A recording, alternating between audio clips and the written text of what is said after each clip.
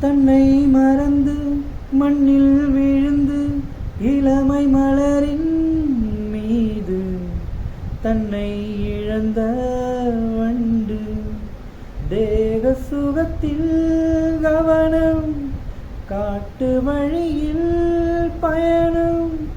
கங்கை நதிக்கு மண்ணிலனையா இளமையெனும் பூங்காற்று பாடியது ஓர் பாட்டு